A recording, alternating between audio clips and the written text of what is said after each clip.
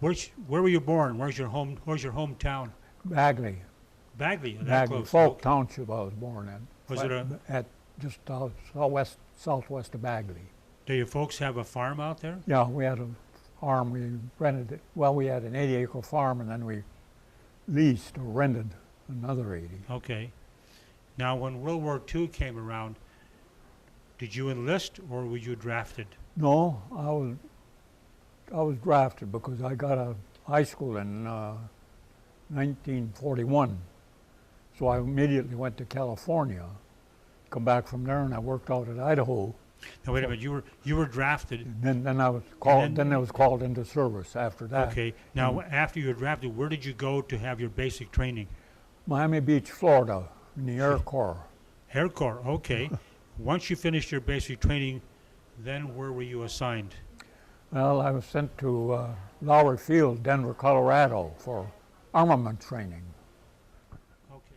You were with the Air Corps. How did you end up in? Well, armament. from there, from Lowry Field, I went to Las Vegas, flight and gunnery.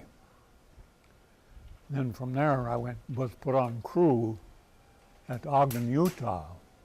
Wait a minute. What's a crew?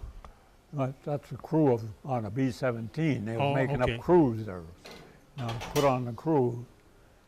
Then we went through phase training during the month of December. Let me back up here. What is phase training? That means what you get training before you go over, stuff like that. We practiced, it was during the month of December and January and February. We flew around the country here. So you were part of a B-17 crew? Yeah, I was armor and tail gunner on a B-17. You were a tail gunner? Yeah. Pretty cramped space in there. You're a tall man. Well, no, I was a little guy. I only weighed, I weighed 145 pounds. Yeah, but you're tall. Was it? I've never been in a turret. A gunner, but I've seen them before. Did you have a hard time getting in there? Oh, no. No, you crawled right behind the tail wheel, got in there. Well, then, what did you do if you got a cramp in your leg? Is there any way to get out of there? Well, you would have you was kneeling in there all the time. You had kind of kneel on. Was there you any were way sitting on a little stool back there? Okay, but was there any way to get out of that, back into the airplane to stretch? No, just back same way I got in there. Okay, so you're inside the airplane, getting inside the ball turret. Yeah. So if you had to get No, it's not a ball turret. No, Oh. ball turret was down below. I was tail way in gunner. the tail. Okay, tail gunner in the rear end of the airplane. Yeah. Got it. I got them mixed up here. that because the No, I had my options. I could have either taken the waist guns, which were flexible, or the ball turret, or the tail. And I picked the tail because any enemy fighters come at you, they got to come way around to you before they can shoot at you because they got to lead you. Okay, so, well, now you were in the B-17, and where were you based at? What part of the country? Europe or Asia? We was in Europe. We was based at Steperone, Italy, outside of Foggia. How did you get there? By boat from New York? Well, from the outfit, though, we went over the complete outfit, the 483rd Bomb Group. But they took the pilots, engineers, navigators, and they all went with the aircraft plus higher echelon people. Okay. The rest of us went over by boat over there. Went through on a Liberty boat. The whole convoy, a great big convoy. Wow. Now then you ended up being at a base of operations in Italy, and where in Italy again? Well, we went through the Straits of Gibraltar. Yeah. Seen that, went around there in the Cape, got around there, and we docked at Naples, Italy. And then they had trucks waiting for us there to bring us up to our base. And where was the base again? Just at Steperone, outside of Foggia, Italy. It was a base that wasn't quite completed yet. They were working on it yet when you had. Do you remember the year that you arrived there? The war was already going on. I went in I mean, when 43, I was 44, I went over. Okay. Left the States in March of 44 and got over there. And I got over there well in 45 and then started flying over there. And I started flying my first missions in, I think it was in April of 44. and flew them. Your first mission, where was the bombing run? Was it in Well, Germany? the whole squadron, we had to bomb a cement factory over in Yugoslavia. And so we bombed that. How you say squadron? How many There's planes? just are seven airplanes. 7 airplanes went Mhm. for that cement factory. Yeah, it was a cement factory. And we come back, well, we seen a couple puffs of flak, no planes. But, We seen some flak. how many? That's a long ways from Italy to We are Czechoslovakia. way across the Adriatic, yeah. And, Okay. went over there, and we flied, come back off from that, and we landed, and of course then the armament section goes around inspecting your aircraft to see how many holes it had in. Well, I says, no, it was a pretty soft mission. You looked up at the rudder on the vertical stabilizer, and there was a hole about that big around, about that far above my head. Jeez, you didn't. Well, it's so noisy. How would you hear it? Well, I didn't know. I appreciated what flak can do. I bet you did. Yeah. Now, After when you that, were, of course, we went through many flaks. Oh, gosh. well, that was your first mission, and there was no German aircraft coming No, after you at the no, time. no. Okay. We didn't encounter too many, even at the first part of our flying over there. Well, we'd get one once in a while, but and you didn't get too many of them. We shot at a few of them. They shot at us. So your biggest problem was flak from the. Flak Or was on a the big ground. thing, because they had radar-controlled flak. So we'd throw out this aluminum shaft, so to throw their radar off. Then they'd send up just a big barrage and flood them. We had to fly through. And unlike in Ploesti, you had to fly down and you made your turn, had to fly down the Danube, and then we had a lot of flak, all the way for a while going down the Danube. But, well, we got out, well, we went through 2 airplanes. They were shot up pretty bad, and war weary and all that. Then they gave us a new shiny one. And, well, and on coming off from Ploesti one time, we had a direct hit between number 3 and 4 engine. Knocked out the oil cooler, and thank goodness there was a firewall protection against gas tanks. Otherwise, that thing caught fire, and there was flame coming way out back. And they couldn't feather it, and the airplane was shaking, so they was bringing it back on 3 engines, and then finally they had to feather the number 3. So we came back all the way to base on 2 engines. And then when you hit the base, had to come in pretty fast to get our glide. And when you hit, man, we bounced way over. And the front end of the engine fell off, the prop and all that. Because of the hard landing. And Yeah, you just Holy knocked it moly. off. How many sorties or flights did you go on? Missions did you go on? I don't know. It must be somewhere between 25 and 30, and I don't want to know the exact number. Yeah. Okay. The Well, reason for that is the crew didn't feel good one day, and I was sent down to sick bay. And Dr. Nelson, he was from Duluth originally. He said, well, I'm going to have a talk to a colonel down headquarters. So I went down there. And I was down to 123 pounds then. I went in that service at 145. And I went down there and talked to him, and there was a sergeant waiting at the door. Are you Staff Sergeant Peterka? I said, yes, sir. Yep. Oh, go right on in. He's expecting you. So I went on in and saluted him and stood there and gave me a return salute. Have a seat, Sergeant. So I took him, sat down there, and he looked over some papers there and everything, and then, well, he says, you didn't feel very good there for a while. I said, oh, no, I didn't. And everything, and so, and we talked back and forth, back and forth, back and forth. Well, he says, well, that was for about an hour, maybe more than that, I don't know. Anyway, he sent me back to the unit. And he said, I'll give you a call in a day or two. And he did. The second day, he called me back down there. So he talked a little bit more, maybe about another 15, 20 minutes. And he said, Staff Sergeant Peterka? And I said, yes, sir. Right now, you're going to rest camp for 2 weeks. So I was sent to rest camp for 2 weeks. Where was it? There was a camp south of Foggia.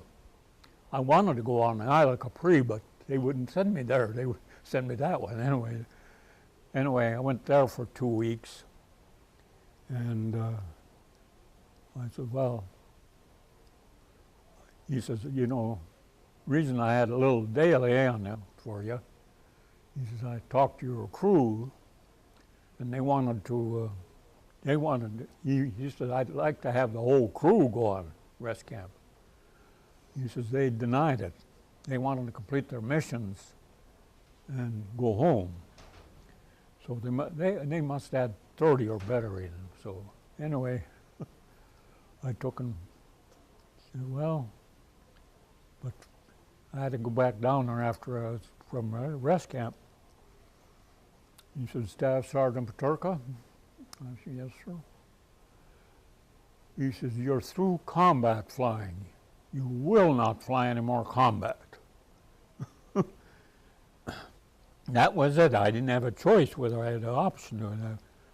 I've often thought of it that, well, the co-pilot didn't fly that day because they was bringing a new co-pilot to make him a senior pilot.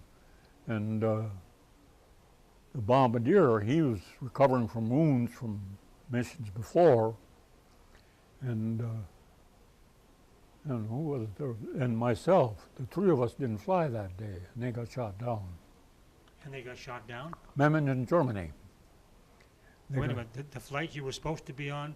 Yeah, well, the crew went on it. Otherwise, my But crew went on it. You weren't there, Yeah, but that airplane got shot down. yeah. Did they But the survive? tail gunner, waist gunner, radio operator got killed. Bombardier, he got out. Navigator, they pushed him out. Co-pilot, that new co-pilot, he got killed. And the pilot got out. He was wounded. The top turret gunner, engineer, he got out. But the radio operator, but the ball turret. 1 second. The candlelight service in the chapel starting at 3:30. Yeah. Candlelight service in the chapel at 3:30. Staff, you may begin bringing your residents soon. Staff, you may bring residents to the chapel for the candlelight service that starts promptly at 3:30. Thank you. Okay, now, the airplane was shot down. Yeah. Did any of the survivors Well, they- survive like, the war? They're prisoner of war or what? Yeah. Pilot, taken prisoner of war. The top turret engineer was taken. The ball turret was taken prisoner of war. But the rest of them, radio men, the waist gunners, and the tail gunner were killed. And the rest of them, well, the bombardier was taken out. And I never did find out what happened to the navigator. He was a fellow from Milwaukee. Anyway, but they all was taken prisoner of war. And then, well, I thought they was all died until he was discharged and we had reunion. And then they got word that the pilot was alive in California. So anyway, we got the bombardier. He finished his missions, and the pilot got out, and the co-pilot didn't fly. They finished his missions and flew air-sea rescue in the Pacific. And ball turret gunner, I don't know how, if he got just paid back to the States or what, but they were all three of them were wounded pretty bad. So that they ended up where, well, they were taken prisoner of war, and they said they had real good care. He said that they took good care of him? Yeah. As prisoner of war. Do you know what country the plane crashed into when it was shot down? Memmingen, Germany. In Germany. Yeah, they got hit by 265 ground guns besides 165 fighters.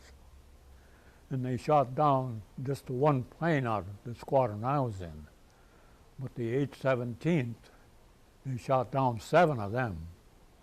And the 816th, they shot down 7 of them. And then 817th, they shot down 5 of them. Anyway, they lost 28 aircraft or 14 out of the 28 aircraft that day. So I got a blue ribbon on my 2 presidential citations, unit citations, 1 for flying Berlin. So we flew up there and we had to land at Corsica to get enough fuel to get back. Were you on that mission to Berlin? Yeah. And you had to land where to get fuel? Well, we landed at Corsica down towards, in the peninsula there, down by Italy there. Now, did the pilot that was captured, did he say where the German soldiers kept him as a prisoner of war? Did he say?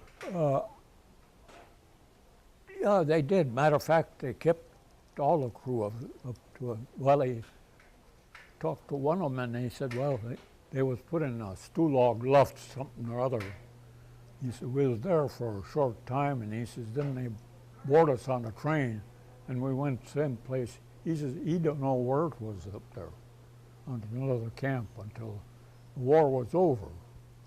So, But he said he was treated pretty nice, though. yeah, he says they were treated pretty good. I mean, So how much considering time did he have to spend as a prisoner? 6 months or so because the war was over? Well, they got shot down on, what the heck date was it? July, I think it was July 18th Of what, 45? of 45, yeah, 45? 45. So it was just about over then.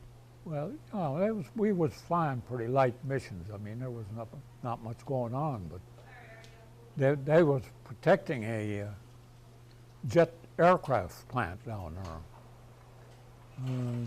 Messerschmitt 202 factory was underground and everything. Now, what do you mean you were protecting the jet factory? Is that what you said? You guys were protecting Yeah, it? we was bombing that factory there in Memmingen, Germany. Okay. As far as the fighters, well, we didn't see too heavy of much action from them.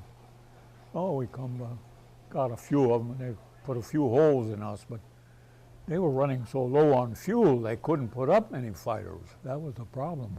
Okay. So I knew that happened, but I didn't know when. we had plus the oil fields all bombed out. Then we went to rail yards at Prague, Czechoslovakia.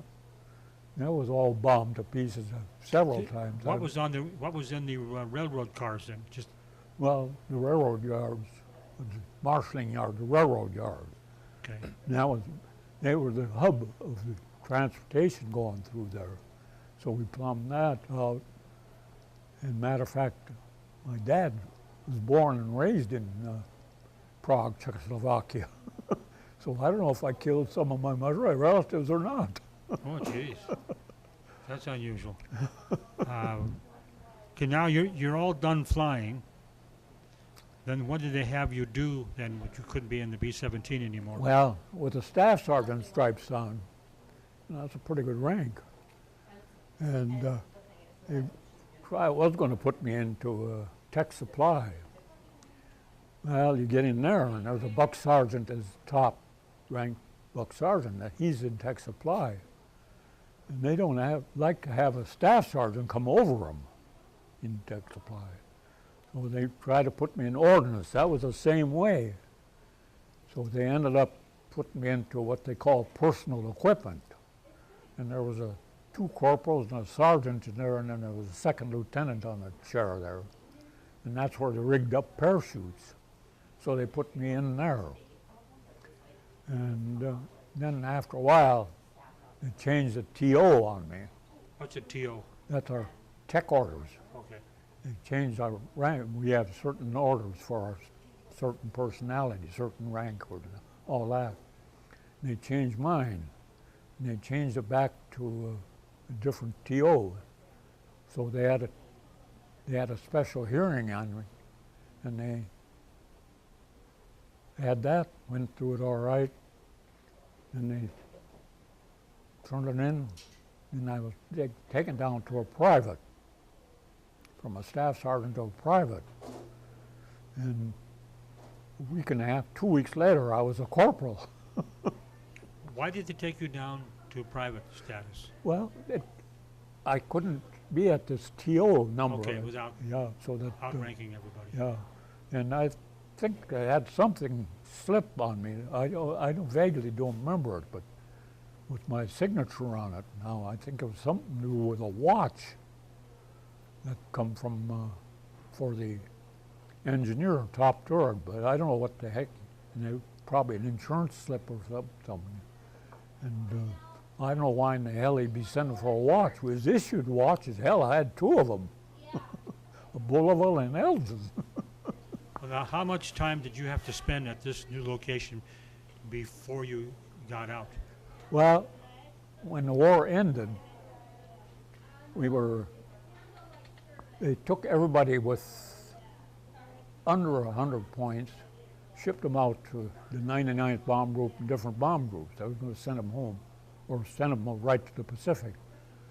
But they brought in everybody with 100 points sitting over into our outfit. Well, when they counted them up, my point system, I had 117 points. And so they kept me in there. So then they stripped down our airplanes and everything else, putting seats in, and then we was flying up into Germany and different places in France, picking up the artillery and instrument, flying them down to Africa to catch bigger planes to go home. Anyway, we flew that for a while, and then, well, they moved us up to Pisa, Italy. We were stationed right across the Arno from the Pisa Leaning Tower. We was in the fire hall right across from it there. And we was stationed flying out of there all the time. You're that close to the Leaning Tower of Pisa? Oh, yeah, I climbed the damn thing. Yeah, okay. And now, I got lost here. What was across, what was that, barracks or an office or what across from the Leaning Tower? Well, it was the fire hall. The fire hall, that used to be a fire hall there. Okay. And they changed it for our personnel to come in there, and they had a mess hall and everything in there for us. And then that's when I went in there, then I traveled all over Italy. I went down south. Remember, you traveled over Italy because you wanted to just see the country? I went up through Rome. I spent 5 days in Rome alone. So what did you do? Well, when I was working at that personal equipment there, Yes. then they turned around, and if I wanted to leave, I'd just go to the order room and said, well, with another buddy of mine, we're going up to Rome. He had some leave time coming. All I had to do was sign the slip. I went to Rome. So how'd you get there? Did you have to commandeer a Jeep? You thumbed it? Oh, yeah. Yeah, Rome was declared an open city, and there were a lot of the burned out trucks and everything on the way. But we seen them all there. We hitchhiked all over. He was up there and went to the Vatican and all the catacombs, the Sistine Chapel, where the window is, where the priest goes, and all that. We went all through that. Now, when this is all done, how much more time do you have to spend in Italy before you can go home? Well, let's see, we didn't. Well, I thought I'd go to Naples. Another fellow wanted to go to Naples. And we went over there and went through Pompeii and spent some time in Naples. Then I went down south. Seen a buddy of mine down there. He's in the 464th. And we seen close enough where we could see Mount Etna spouting out smoke and everything. But then when we got left there, well, they shipped me down to the Mussolini's private racetrack. It was made into a replacement depot. And I was there, I think, 4 days. Replacement depot for personnel or equipment? Yeah, personnel. All of us, people were shipped down there. Gotcha. because I was ready to go home.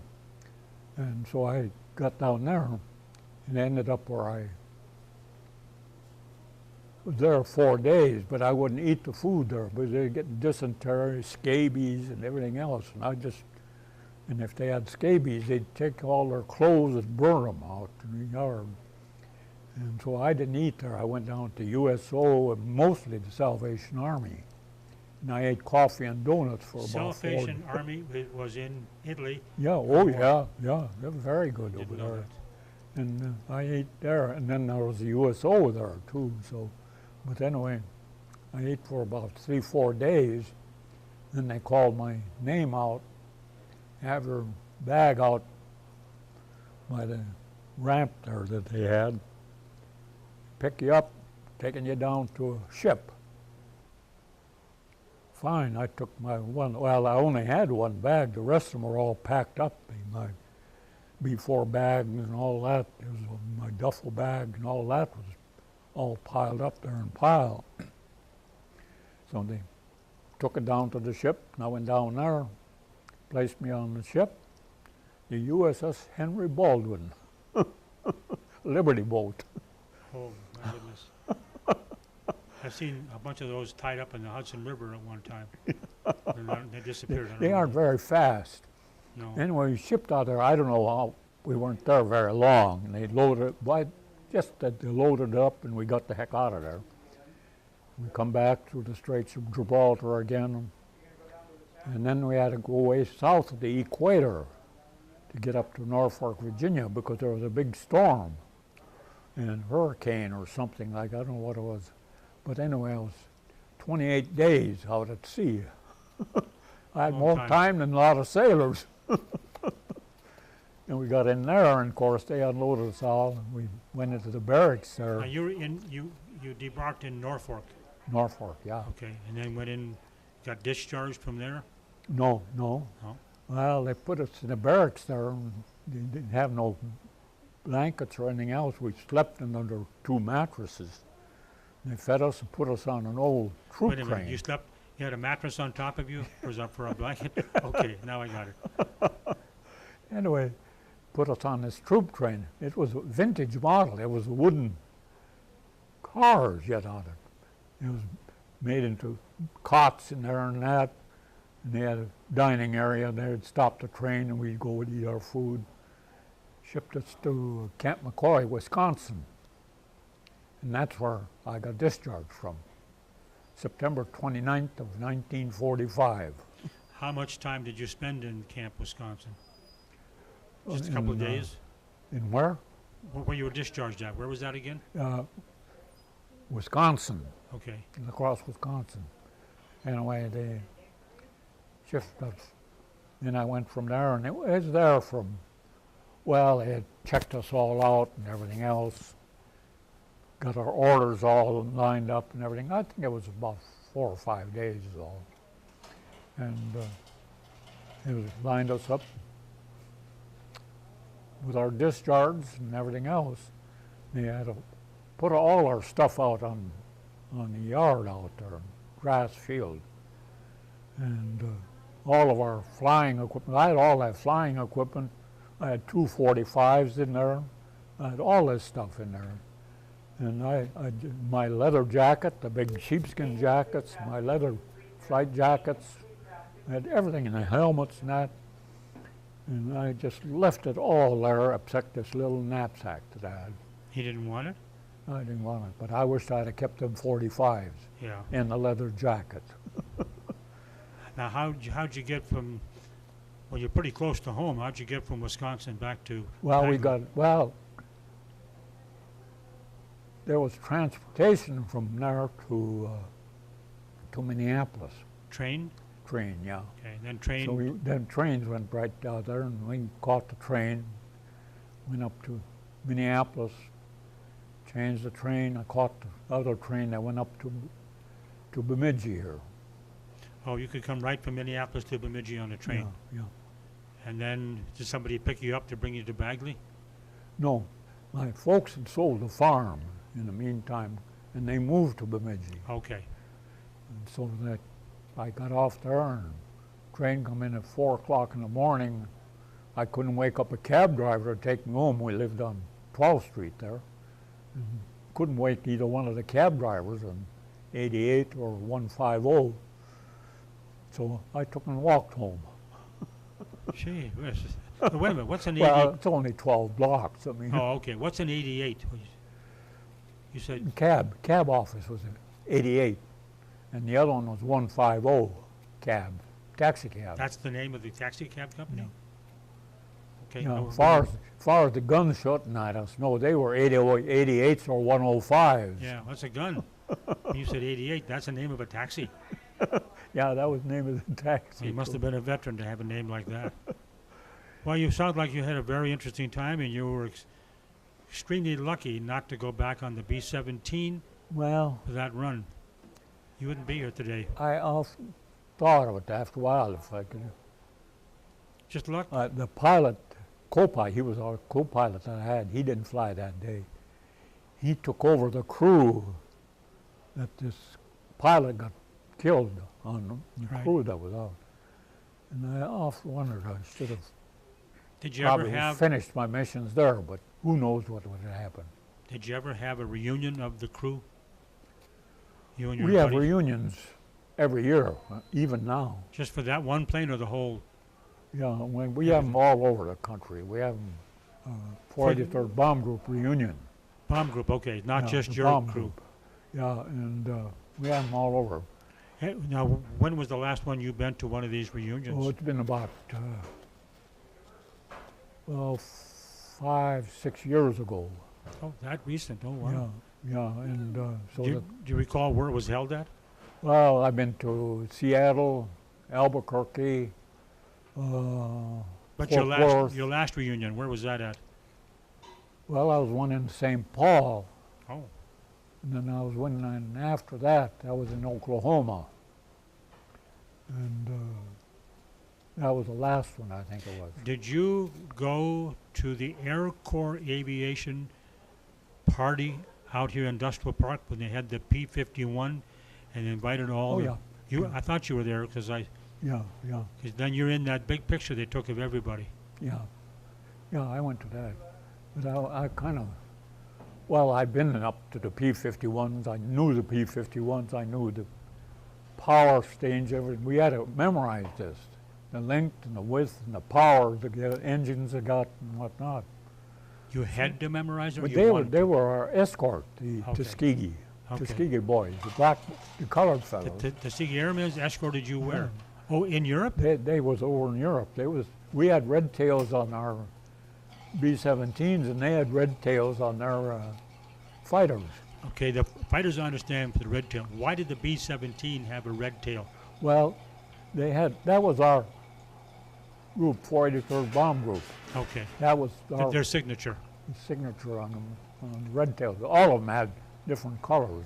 So do I understand this correctly?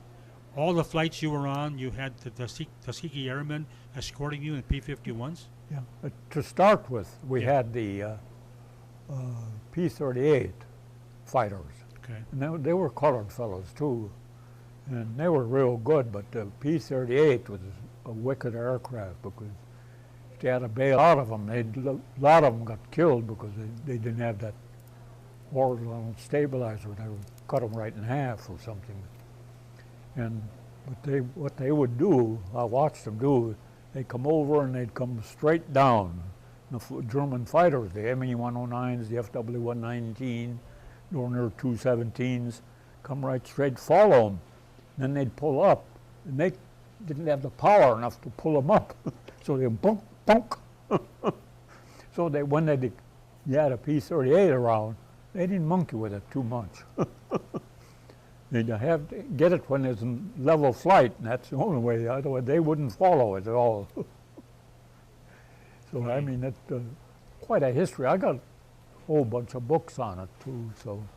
I noticed by your room, you have on the outside wall a case with a lot of medals and wings and You know, I decorations. participated in 9 campaigns. I got 9 campaign ribbons. I Just- got 2 presidential unit citations here. Okay. I've got the air medal Yes. with oak leaf clusters on them. And I don't know what else I got there.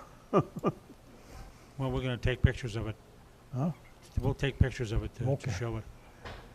Anyway, and there's some on my other cap there too. I got three caps in there. Of course, I belong to 40 and 8. I belong to Legion, VFW, DAV, NARF. So Wow. life members in them all. What an experience for you to go through that. And the luck, the absolute, well, it wasn't no Yeah, luck. They took you off there for a reason. You didn't have to go on that flight. I don't know. Well, not that particular flight, but they Off got you out of the took me airplane. off and flying. I think what they were doing was a psychological I evaluation. don't know why. I mean, but Yeah. he kind of brushed his nose and he said, Staff Sergeant Peterka. I said, yes, sir. You will not fly any more combat. Oh, for what reason? Well, of course, I was 19, 20-year-old. I didn't ask him why. No, it doesn't matter at that time. And I didn't like that damn flak flying up at me all the time either. Especially that hole that close to you. Yeah. So it could have been lower. Well, I want to thank you for taking the time this afternoon to talk to me. Really interesting listening to you. Fantastic memory, what Well, you've gone through. well, my short term getting out on that problem.